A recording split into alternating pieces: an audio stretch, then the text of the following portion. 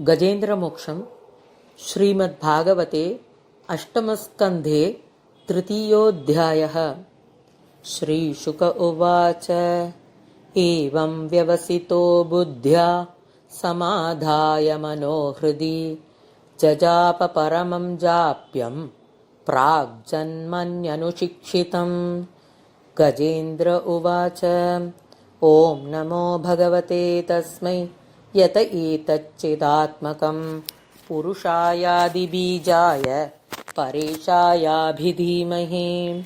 यस्मिन्निदं यतश्चेदं येनेदं य इदं स्वयं योऽस्मात् परस्माच्च परः तं प्रपद्ये स्वयंभुवम्।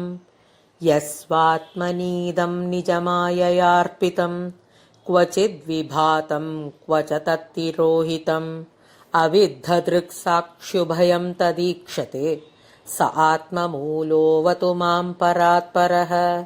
कालेन पञ्चत्वमितेषु कृत्स्नशो लोकेषु पालेषु च सर्वहेतुषु तमस्तदासीद्गहनं गभीरं यस्तस्य पारेऽभिविराजते विभुः।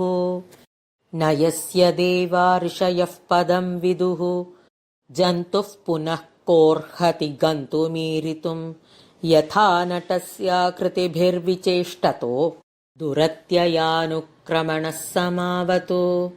दिदृक्षवो यस्य पदं सुमङ्गलं विमुक्तसङ्गामुनयः सुसाधवः चरन्त्यलोकव्रतमव्रणं वने भूतात्मभूताः सुहृदः समे गतिः।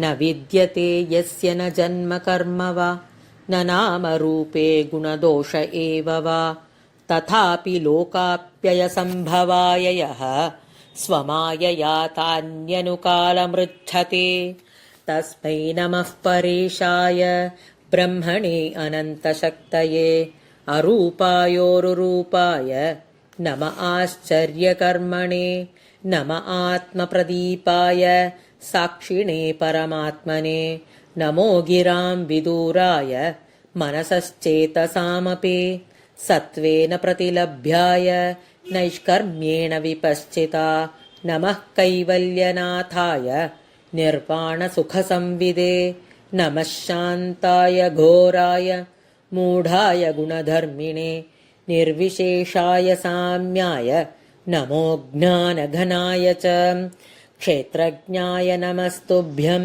सर्वाध्यक्षाय साक्षिणे पुरुषायात्ममूलाय मूलप्रकृतये नमः सर्वेन्द्रियगुणद्रष्ट्रे सर्वप्रत्ययहेतवे असताच्छाययोक्ताय सदाभासाय ते नमः।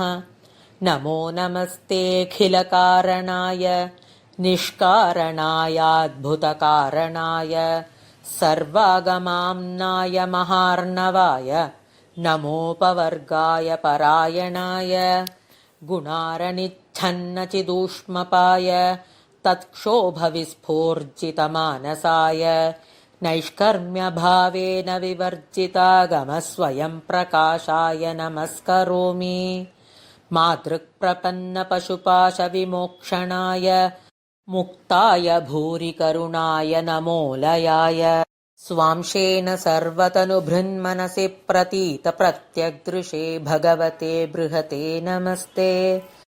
आत्मात्मजाप्तगृहवित्तजनेषु सक्तैः दुष्प्रापणाय गुणसङ्गविवर्जिताय मुक्तात्मभिः स्वहृदये परिभाविताय ज्ञानात्मने भगवते नम ईश्वराय। यं धर्मकामार्थविमुक्तिकामा भजन्त इष्टां गतिमाप्नुवन्ति किं त्वाशिशोरात्यपि देहमव्ययं करोतु मेदभ्रदयो विमोक्षणम्। एकान्तिनो यस्य न कञ्चनार्थं वाञ्छन्ति ये वै भगवत्प्रपन्नाः अत्यद्भुतं तच्चरितं सुमङ्गलं गायन्त आनन्दसमुद्रमग्नाः तमक्षरं ब्रह्म परं परेशम् अव्यक्तमाध्यात्मिकयोगगम्यम् अतीन्द्रियं सूक्ष्ममिवातिदूरम् अनन्तमाद्यं परिपूर्णमीडे यस्य ब्रह्मादयो देवा वेदालोकाश्चराचराः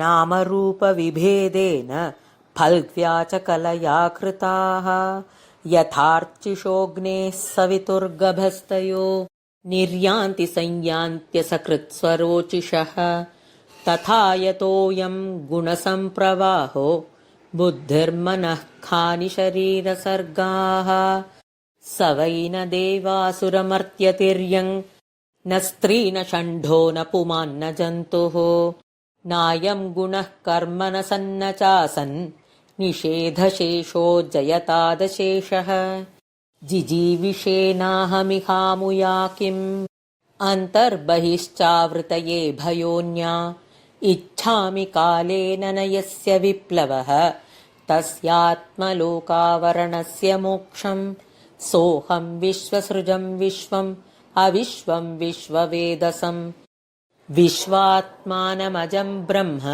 प्रणतोऽस्मि परं पदम् योगरन्धितकर्माणो हृदि योगविभाविते योगिनो यं प्रपश्यन्ति योगेशं तं नतोऽस्म्यहम् नमो नमस्तुभ्यमसह्यवेगशक्तित्रयायाखिलधीगुणाय प्रपन्नपालाय दुरन्तशक्तये कदीन्द्रियाणाम् अनवाप्यवर्त्मने नायं वेद स्वमात्मानं यच्छक्त्याहं धिया हतं तं दुरत्ययमाहात्म्यं भगवन्तमितोऽस्म्यहम् श्रीशुक उवाच एवं गजेन्द्रमुपवर्णितनिर्विशेषं ब्रह्मादयो विविधलिङ्गभिदाभिमानाः नैते यदोपससृपुर्निखिलात्मकत्वात् तत्राखिलामरमयो हरिराविरासीत्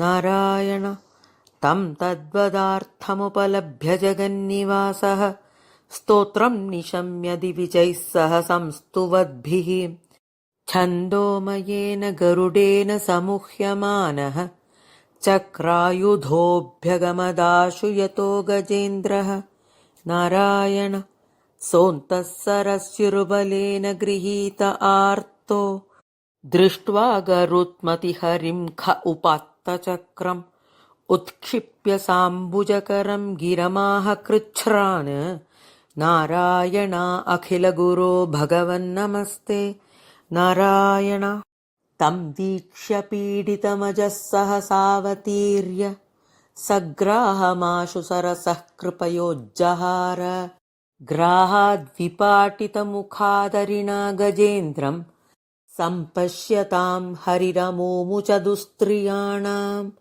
इति श्रीमद्भागवते महापुराणे पारमहंस्यां संहितायाम् अष्टमस्कन्धे गजेन्द्रमोक्षणे तृतीयोऽध्यायः श्रीमद्भागवते अष्टमस्कन्धे तृतीयोऽध्यायः श्लोक 1 to 33 गजेन्द्र मोक्षम all shlokas